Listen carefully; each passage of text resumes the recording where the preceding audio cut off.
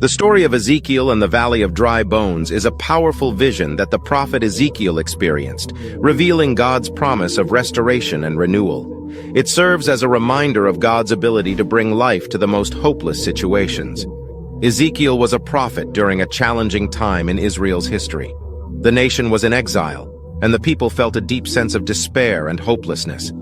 God one day gave Ezekiel a vision of a valley full of dry bones. These bones represented the people of Israel, who were spiritually dead and without hope.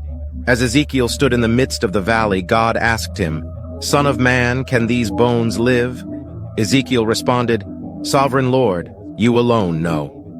Then God commanded Ezekiel to prophesy to the bones, saying, "Dry bones, hear the word of the Lord.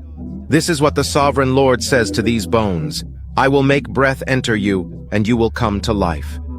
As Ezekiel spoke the words of God, a miraculous transformation occurred. The bones came together, bone to bone, and sinews and flesh covered them. However, they were still lifeless. Then God commanded Ezekiel to prophesy to the breath, saying, "Come, breath, from the four winds, and breathe into these slain, that they may live."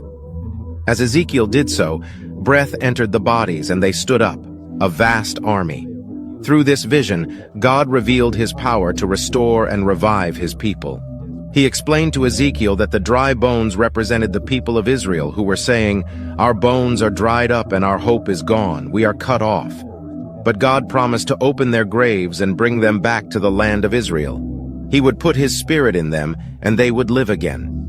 The message of the vision is one of hope, restoration, and the renewal of God's people.